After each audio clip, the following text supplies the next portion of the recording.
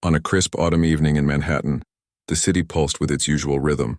Honking cabs, distant sirens, the hum of ambition echoing off glass towers.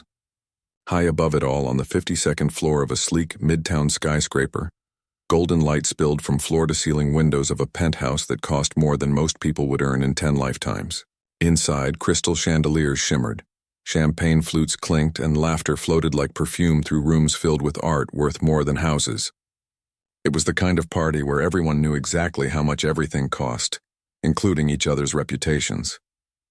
The host, a man whose name appeared regularly on magazine covers and tech conference stages, stood near the grand piano in the main salon, holding court with investors and influencers. He wore a tailored suit that probably cost more than a used car, but his smile was easy. Practiced, the kind that said, "I own the room, but you're welcome to admire it." Beside him, his fiancée, sharp-eyed, effortlessly elegant, held a glass of vintage rosé and surveyed the crowd like a queen reviewing her court. She'd just made a joke that landed perfectly. "If anyone here can actually play Chopin's Ballad No. 1 on that piano," she said, nodding toward the gleaming black Steinway in the corner, "I'll marry them instead." The group laughed, not because they believed it, but because the piano hadn't been touched in years. It was there for show, like the abstract sculpture in the hallway or the rare orchids flown in weekly from Costa Rica. No one expected anyone to take her seriously, especially not the man in the gray maintenance uniform who slipped through the service entrance a few minutes earlier, toolbox in hand. He moved quietly, almost invisibly, checking thermostats and air vents with the calm efficiency of someone who'd done this job for decades. His name wasn't on the guest list, and no one greeted him. To the glittering crowd, he was part of the building's infrastructure, like the lights or the elevator, present only when needed, otherwise ignored. But he heard the bet. He paused near the piano, pretending to inspect a vent beneath it, though his eyes lingered on the keys. They were clean, polished, untouched. He hadn't seen a real grand piano up close in over 30 years, not since the days when his fingers flew across them like birds in flight, when concert halls held their breath for his entrance. Back then, people leaned forward in their seats just to hear him breathe between notes. Now, he breathed quietly in the background, unnoticed. Someone noticed him lingering, though. A young woman in a sequined dress wrinkled her nose. "Hey, aren't you supposed to be downstairs?" she asked, voice edged with polite condescension. He didn't look up. "Just finishing my rounds, ma'am," he said softly, voice rough but calm. The host overheard and chuckled. Let him be. He's probably never even seen a piano like this. That's when the fiancée turned, her eyes landing on him. She didn't sneer, she was too polished for that. But there was a flicker of amusement, as if the idea of this man attempting Chopin was the evening's best punchline. "Go ahead," she said, raising her glass slightly. "If you can play it, I'll keep my word." A ripple of nervous laughter spread. It was clearly a joke, but in that room, jokes often had stakes. And something in the way she said it, half challenge, half dare, made the air shift. The man hesitated. He hadn't played in public since the accident, the one that changed everything. Since the hospital bills swallowed his future, since he traded concert gowns for coveralls, since the world forgot his name. But music never left him. It lived in his bones, in the way he tapped rhythms on steering wheels, in the lullabies he hummed to his nephew when he babysat. He missed it like a limb. He set his toolbox down gently, walked to the piano, lifted the fallboard. The wood was cool under his palms. He sat, the room went still. Not out of respect, out of curiosity, maybe even pity. A few guests pulled out phones. Someone whispered, "This is going to be painful." He placed his hands on the keys. They were calloused from years of scrubbing floors and fixing pipes, but they remembered. They always remembered, and then he played. It didn't start loud or flashy. Just a single note, held with such tenderness it seemed to hang in the air like a question. Then another, and another. Within seconds, the opening melody of Chopin's Ballade No. 1 unfurled, not as a performance, but as a confession. His fingers moved with a quiet authority, weaving sorrow and hope into every phrase. The tempo was perfect, the dynamics alive, soft when the music ached, powerful when it surged. He wasn't showing off. He was telling a story only he could tell, of loss, of silence, of beauty that survives even when buried. People stopped smirking. The investor checking his watch lowered it. The influencer filming for her story forgot to narrate. Even the host, who'd been mid-sentence about market trends, stood frozen, glass halfway to his lips. By the time he reached the stormy climax, the cascading arpeggios that demand both technical mastery and emotional courage, the room was utterly silent, except for the music. And when the final chord rang out, pure and resonant, hanging in the air like a held breath, no one moved for a long moment. Then, from the back, a single pair of hands began to clap. Then another. Soon the whole room was applauding, not the polite golf clap of a charity gala, but real, stunned, emotional applause. Some people had tears in their eyes. The fiancée stood motionless, her glass forgotten, her expression unreadable. But the man didn't bow, didn't smile. He simply closed the piano lid, stood, picked up his toolbox, and walked out the way he came in, through the service door, down the freight elevator, back into the world that had long since stopped expecting anything from him. Outside, the city roared on, unaware of what had just happened 52 floors above. But inside that penthouse, nothing would ever feel quite the same. Because for the first time in years, the most expensive object in the room, the piano, had finally been seen not as decoration, but as a voice. And the quietest man in the room had spoken louder than anyone ever expected. The silence after the final note didn't last long, but it felt like forever.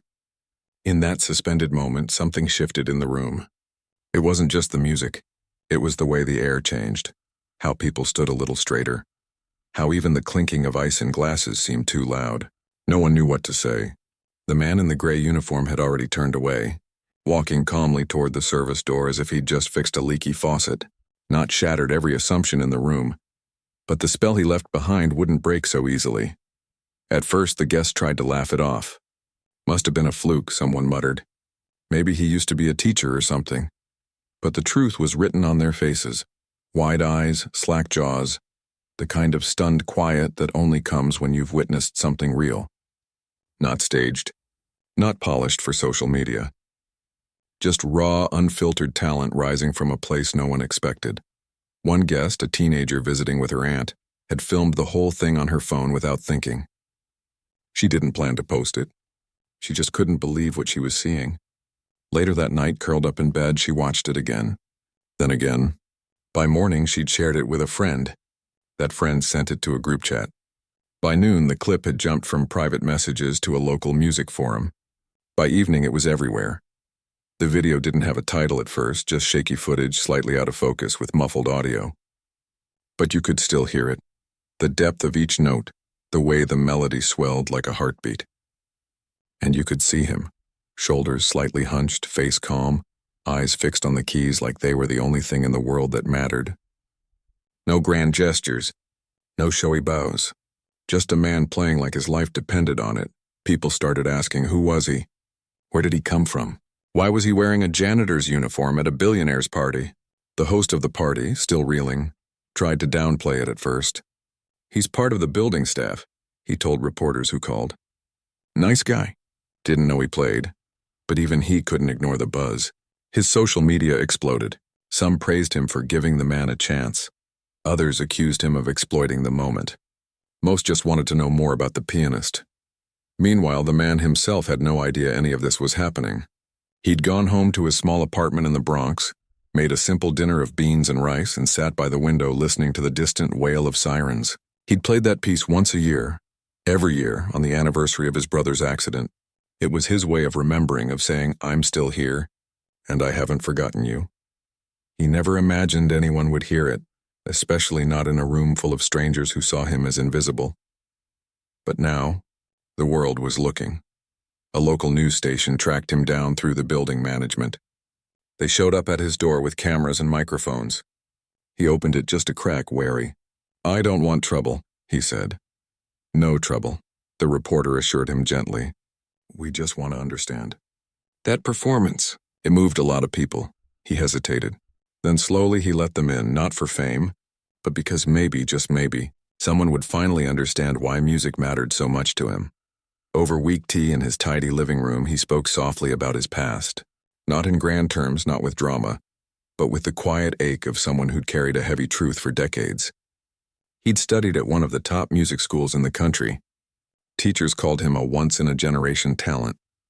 He practiced 10 hours a day, slept with sheet music under his pillow, dreamed of concert halls from Vienna to Tokyo. Then, one rainy night, everything changed. His younger brother, a bright kid with plans to be an engineer, was hit by a car while walking home from work. The driver sped off. No insurance, no savings, just hospital bills piling up like storm clouds. He dropped out the next week, sold his piano, took the first job he could find, night custodian at a downtown office building. He told no one, not out of shame, but because grief doesn't need an audience. For years, he played in secret, on broken keyboards in thrift stores, on church pianos after hours. Sometimes he'd sit at a bench in a public park and press imaginary keys with his fingers, running through sonatas in his head. Music became his private language, the only place he could still be whole. Back at the penthouse, the Billionaire host couldn't stop thinking about the performance. He replayed the video over and over, not as entertainment, but as a mirror. He'd built an empire on innovation, on seeing potential where others didn't. Yet, he'd looked right through the man who'd just played one of the most difficult pieces in the classical repertoire with more soul than any concert pianist he'd ever paid to entertain his guests, he called his fiancée. "Do you think he meant to do that?" he asked. "I don't know," she said quietly, "but I think we owe him more than a joke." She hadn't slept well since the party. The bet had been careless, thoughtless, a throwaway line meant to amuse, but now it felt like a wound. She'd reduced something sacred to a punchline, and the man had answered not with anger but with grace. That haunted her more than any scandal ever could. Meanwhile, musicians began reacting online. A retired concert pianist posted a tearful response. That wasn't just skill. That was lived experience. You can't fake that kind of depth. A young composer wrote, "He played like he had nothing to lose and everything to say." The video hit 1 million views. Then 5, then 10, but the man didn't check his phone. He didn't know his face was on news sites, that strangers were calling him a hidden genius, that people were starting petitions to get him a real piano. He went to work the next day like always, mopping floors, emptying trash bins, fixing flickering lights. Only now the doorman nodded with new respect. The security guard smiled when he passed. One woman left a handwritten note on his cart. "Thank you for reminding us that beauty hides in plain sight." He read it, folded it carefully, and tucked it into his wallet. That night, alone again, he sat on the edge of his bed and stared at his hands. They were rough, scarred from years of labor, but they still remembered every scale, every chord, every silence between notes. And for the first time in a long time, he wondered, maybe it wasn't too late. Maybe music didn't have to stay hidden. He didn't know what would come next. But somewhere, deep down, a door he'd locked decades ago had creaked open, just a little. And through the crack, light was starting to get in. The video kept spreading, not with flashy edits or viral hashtags, but the quiet kind of sharing that happens when something touches people in a real way. A music teacher showed it to her students. A veteran played it for his therapy group. A grandmother in Ohio sent it to her grandson with a note. This is what real talent looks like. It wasn't about fame. It was about feeling seen. But for the man who'd played the piano, the attention felt like standing in a storm with no shelter. Reporters camped outside his building. Strangers slid notes under his door. One woman even showed up with a bouquet of flowers and a second-hand keyboard saying, "Please keep playing." He thanked her politely, but didn't invite her in. He wasn't used to being the center of anything, least of all hope. Still, the past wouldn't stay buried. One afternoon, while he was restocking paper towels in a downtown office, an older woman stopped in the hallway. She squinted at him, then gasped softly. "Is it really you?" she asked, voice trembling. He didn't recognize her at first, until she said his student number from Juilliard. She'd been a teaching assistant back then, decades ago, and remembered him as the quiet kid who stayed late to practice long after everyone else had gone home. "You disappeared," she said. "We all wondered what happened." He looked down at his worn shoes. "Life happened," he said simply. She didn't push. Just handed him a folded piece of paper, her contact info, and said, "If you ever want to talk or play, my door's open." That night he dug out an old shoebox from the back of his closet.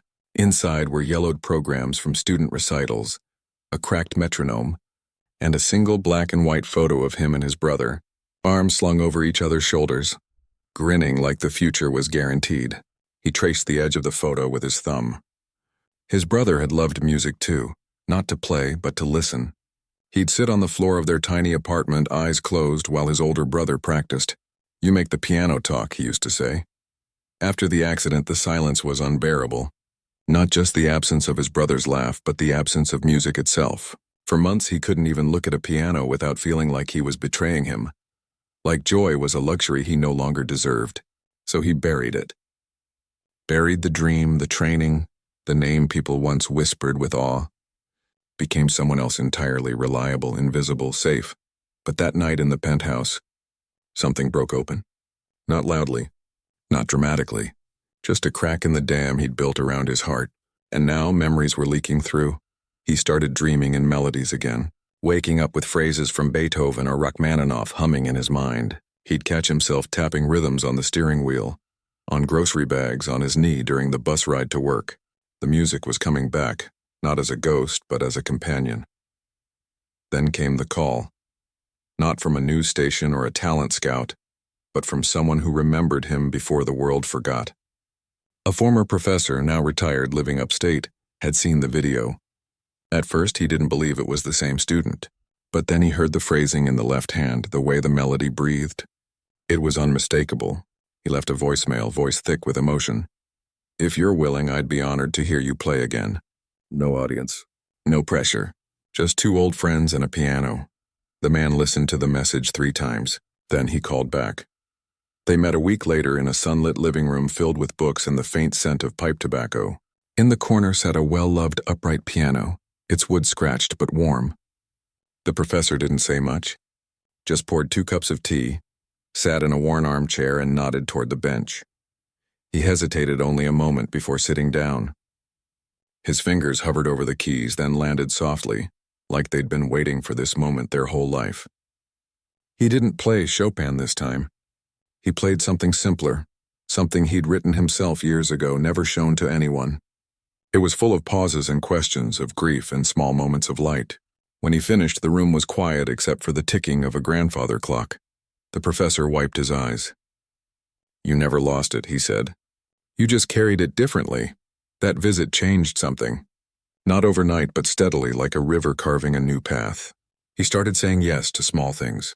He let a local community center borrow his story for a youth mentorship campaign. No photos, just words. He agreed to meet with a few young musicians who'd seen the video and wanted to learn from someone who knew what music really meant. He didn't teach technique at first. He taught them how to listen, to the silence between notes, to the story inside a scale, to the courage it takes to be vulnerable through sound. Meanwhile, the Billionaire host reached out, not with cameras or contracts, but with a simple offer. "I'd like to help. Not as a spectacle, just however you need." He didn't ask for credit, didn't demand a documentary, just quietly arranged for a real piano to be delivered to the community center, where the man now spent his afternoons. A modest upright, well-tuned, with a bench that didn't creak.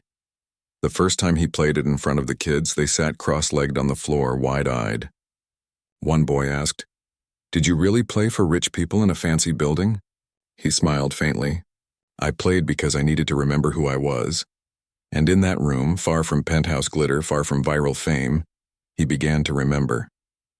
Not as a prodigy, not as a janitor, just as a man who loved music and who finally felt safe enough to share it again. The world kept spinning.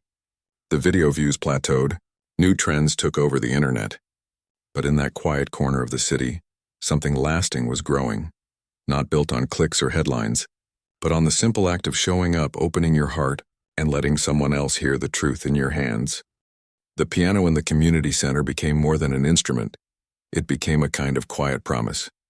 Every Tuesday and Thursday afternoon, the man would arrive a little early, wipe down the keys with a soft cloth, and wait. Soon, kids started showing up too, not because they were forced to, but because something about the way he played made them feel like they belonged, even if they'd never touched a piano before. But while his afternoons filled with simple joy, his evenings grew complicated. One rainy Tuesday, a sleek black car pulled up outside the center. The billionaire from the penthouse stepped out, not in a tuxedo this time, but in a dark coat and jeans. looking more like someone trying to disappear than someone used to commanding rooms. He didn't bring cameras, didn't bring a team, just an umbrella and a folder. They sat at a small table in the back, away from the kids practicing scales on donated keyboards. The billionaire laid out his offer, a full concert tour, backed by top producers with venues already lined up in major cities. A documentary crew would follow, not to exploit, he insisted, but to tell the real story. People need to hear this, he said. Not just the music, but what it means to lose everything and still keep your soul. The man listened quietly, stirring his tea. He didn't say no right away. He'd be lying if he said the idea didn't stir something deep inside, the old dream still flickering after all these years. But he'd learned the hard way that dreams come with prices. What's in it for you? He finally asked. The billionaire hesitated. Honestly? Redemption. I made a joke of something sacred that night. I want to help make it right. It sounded sincere, but the man had seen enough of the world to know that even good intentions can get twisted when money and attention get involved. He'd read the fine print in his mind before it was even written. Interviews where he'd have to relive his brother's death. Photo shoots in tuxedos that didn't feel like him. Headlines calling him a miracle janitor, like his worth only mattered because of how far he'd fallen. I appreciate it, he said gently. But I'm not that person anymore, and I don't want to pretend I am. The billionaire nodded slowly. He hadn't expected an easy yes, but he hadn't expected such calm refusal either. What if we do it your way? He offered. No spotlight. Just support. You pick the venues, the message, the team. Still, the man shook his head. Music saved me when I had nothing. If I bring it back into the world, it has to be on its own terms, not as a story someone sells. That same week, the fiancée from the party showed up too, but not with offers or cameras. She came alone, wearing a simple sweater and carrying a notebook.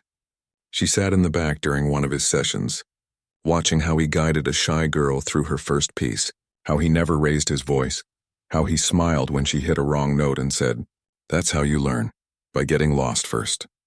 Afterward, she approached him. "I'd like to learn," she said. "Not to perform, just to understand." He studied her for a moment, saw no pretense, just genuine curiosity. "Why?" he asked. "Because I spent my whole life treating music like furniture," she admitted, "something pretty to have in the background. But that night, I realized it's alive, and I missed it." He didn't say yes right away. But the next week she was back, with a beginner's book and quiet determination. She struggled with timing, fumbled chords, got frustrated easily, but she kept coming. And slowly something shifted, not just in her playing, but in how she listened. She started noticing the rhythm in rain on windows, the melody in subway breaks, the harmony in ordinary voices. Around the same time, another door opened. The retired Juilliard professor introduced him to a nonprofit that placed experienced musicians in underserved schools. They weren't looking for stars. They were looking for mentors, people who could show kids that art isn't just for the privileged, that beauty can grow in cracked sidewalks if someone waters it. The idea felt right. No stages, no spotlights, just a classroom, a keyboard, and a chance to pass on what almost died with him. But saying yes meant letting go of the safety he'd built. Teaching meant being seen, not as a curiosity but as a person. It meant trusting that his past wouldn't define him but could guide others. It meant risking disappointment, failure, even heartbreak. One evening, he sat alone in the community center after everyone had left. The streetlights cast long shadows across the floor. He placed his hands on the piano keys and played softly, not for anyone, just for himself. The piece was unfinished, full of questions. When he reached the end, he didn't know whether to close the lid or keep going. Then he remembered his brother's voice. Years ago. "You make the piano talk." Maybe it was time to let it speak again, not to crowds, but to kids who needed to hear that their voices mattered too. He made his decision the next morning. He called the nonprofit and said yes. He told the billionaire thanks, but no. He'd take the piano, but not the tour. And when the fiancée walked in for her lesson, he handed her a new piece of sheet music. "This one's harder," he said, "but I think you're ready." She smiled. Not the polished smile from the penthouse, but something real, uncertain, hopeful. And in that moment he realized he wasn't choosing between hiding and fame. He was choosing something quieter, deeper, A life where music wasn't a performance but a bridge. Between past and future, between silence and sound, between one heart and another. The world might forget his name again, but in those classrooms, in those small moments of shared discovery, he'd be exactly where he was meant to be. Spring arrived quietly in the city, slipping in between rain showers and subway delays, painting fire escapes with new vines and turning cracked sidewalks into stages for dandelions. Inside a modest community center in Harlem, the air smelled of chalk dust, old books, and the faint sweetness of someone's leftover lunch. But what filled the room most was sound. Real, imperfect, hopeful sound. Every Saturday morning, a small group of kids gathered around a well-loved upright piano, their fingers tentative but eager. Some came from crowded apartments with thin walls and noisy neighbors. Others had never seen a real piano up close until a few months ago. Now they argued good-naturedly over who got to play first, their voices full of the kind of excitement that can't be faked. At the center of it all sat the man who'd once played for Billionaires in silence. He didn't stand at the front like a conductor.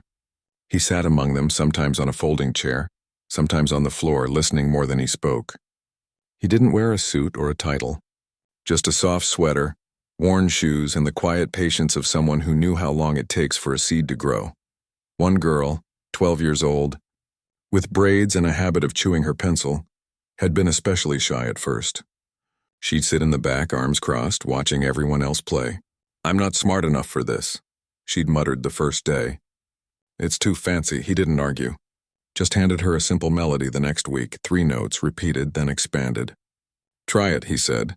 "Not to be perfect, just to hear what your hands can do." She tried, missed, tried again, and slowly something unlocked, not just in her fingers but in her eyes.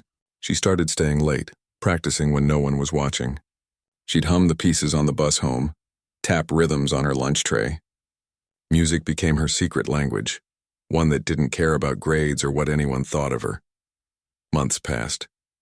Seasons turned. The man kept showing up, not because he had to, but because he wanted to. He'd turn down record deals, interview requests, even a standing invitation to play at a famous concert hall. None of it felt right, but this felt like coming home. The billionaire never showed up with cameras again. But every few weeks, a new keyboard would appear at the center, donated anonymously, always in perfect condition. Once a whole set of sheet music arrived, carefully selected for beginners. No note, no logo, just generosity without a price tag.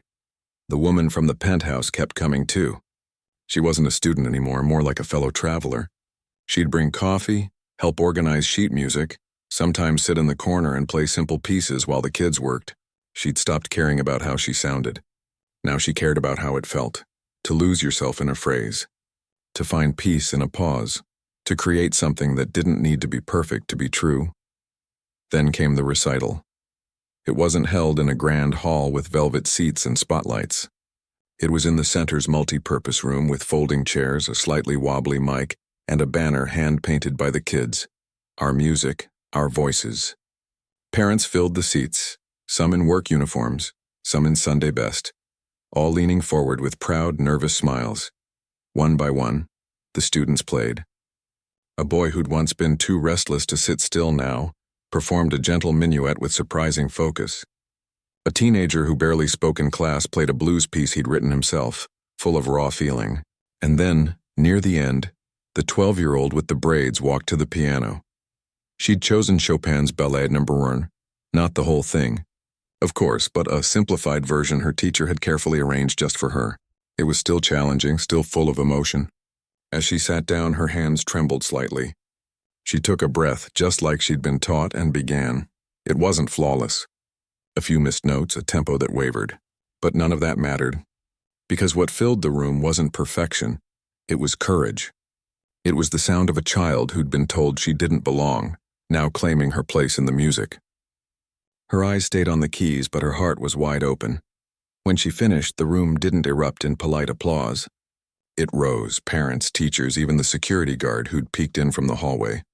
All on their feet, clapping not out of duty, but out of awe. Tears streamed down more than a few faces. The man watched from the back, arms crossed, throat tight. He didn't cry easily. But in that moment, he felt something deeper than pride. He felt continuity, Like a thread that had nearly snapped decades ago was now being woven into something new, something strong. Afterward, as people milled about, sharing cookies and stories, the girl found him. She didn't say much, just handed him a folded piece of paper. Inside was a drawing. 2 people at a piano, one tall, one small, with musical notes floating around them like fireflies. At the bottom, she'd written, "Thank you for hearing me." He tucked it into his coat pocket, right next to the old photo of his brother. Later that evening, as he walked home under a sky streaked with sunset, the city felt different, not louder or brighter, but kinder. He passed a busker playing saxophone on the corner, a group of kids laughing over a shared earbud, an old man whistling a tune as he walked his dog. Music was everywhere. It always had been. He just hadn't let himself listen for a long time. He never became famous. Never toured the world. Never appeared on magazine covers. But in that community center, in those small classrooms, in the quiet moments between notes, he found something better. Purpose. Not as a prodigy, not as a symbol, but as a guide. Someone who helped others discover that their voices mattered, even if the world hadn't been listening. And that, he realized, was the real encore. Not applause from strangers, but the sound of a new generation finding their song. Not a marriage to a socialite, but a lifelong commitment to passing on the one thing that had never abandoned him. Music. In all its messy, human, healing glory.